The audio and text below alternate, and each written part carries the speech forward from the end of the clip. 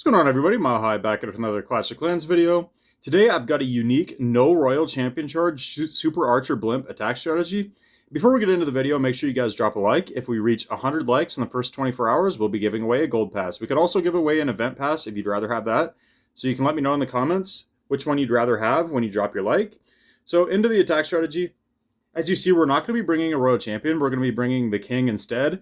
We're going to have the snake bracelet and the spiky ball on him, the giant arrow and the healer puppet on the queen. You can use the action figure instead of the healer puppet if you want as well. Then on the warden, we have double books, and I definitely wouldn't have the diggy. Why was the diggy on him? Apparently I had the diggy on him the whole time I was attacking, but yeah, you definitely want probably the sneezy. And then on the queen, since you're using healer puppet, I would use the unicorn. You can switch that around if you guys want to.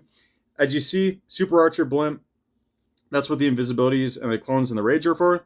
We have one lava hound just to get our blimp into the base, and then we're going to be bringing mass dragon. So let's go hop in our first attack, and I'll show you guys how this works. Alright, so the biggest thing you guys want to watch out for in this attack is poison towers. So as you see, this one has double poisons, so we can't drop our Super Archer Blimp in either of those sections. You can, but it is incredibly risky. So we're not going to do that on this attack. So the safe space on this base is definitely over here on the left side, where we can have a little bit of a happy medium between value and still being safe. So we're going to send in our hound. Where's the nearest air defense? Okay, we're going to send our hound kind of somewhere down here because it's going to fly to that air defense. And then we'll just drop our blimp, kind of something like this. We just want to make sure that the monolith is targeting the lava hound, because we'll try to get in somewhere right in here.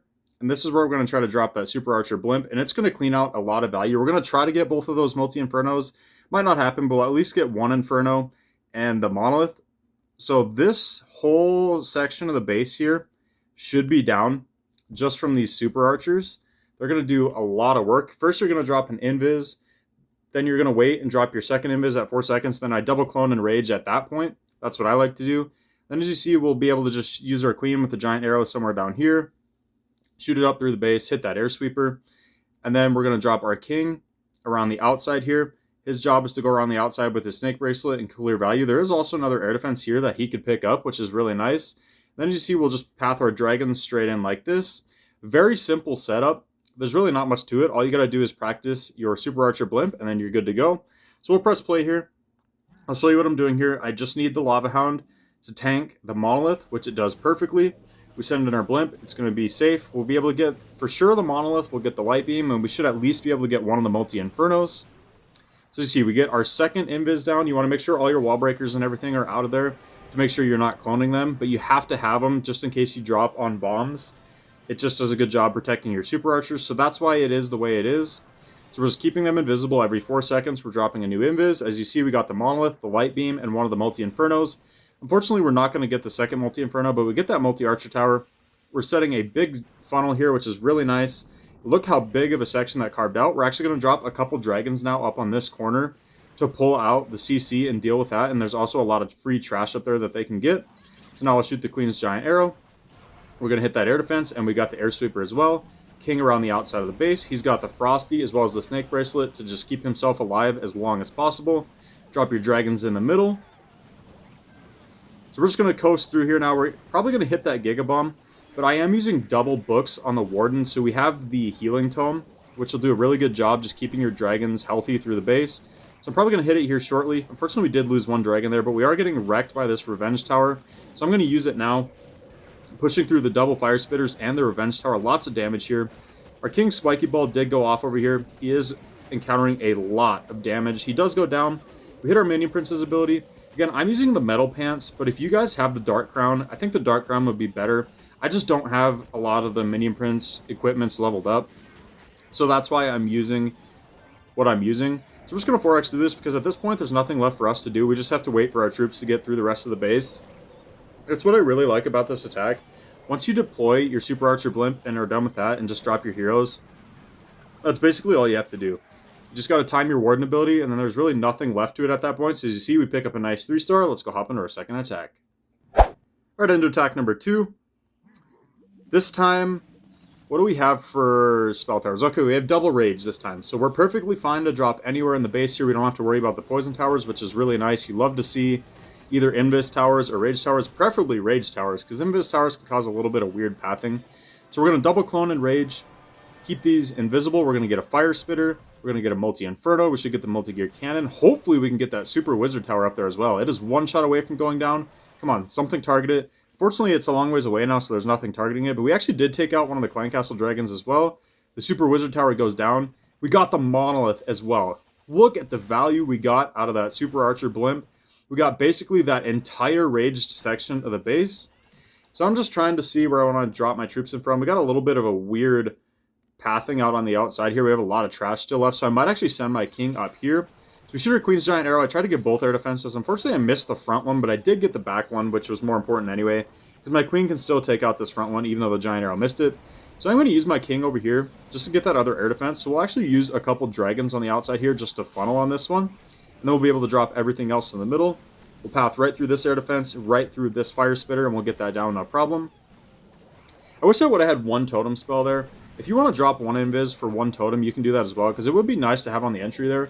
Like when I was getting hit by that fire spitter, if I would have had a totem, I could have probably saved my queen there. But it is what it is. We'll hit our Warden's Eternal Tome and Healing Tome. That'll keep our dragons nice and healthy through the backside of this base. We hit our Dark Orb as well, just to eliminate even more damage as we push through this rage section, because that Super Wizard Tower with that Scatter Shot could do a lot of damage. So that's why we did that, and again at this point there's nothing left for us to do, so we'll just 4x through this. As you see our king looping all the way around, still getting value. His Spiky Ball goes off. Really big value out of the king there. He got so much trash cleaned up on the base. As you see our dragons pushing through, absolutely no problem, still pretty healthy. Get through the Inferno, get through the Scatter Shot, we get through the Multi-Archer Tower, and we get through the Expo for another 3-star. This is a very fun attack. I love the Super Archer Blimp, so I'm really glad it's viable again now, so let's go get into one more.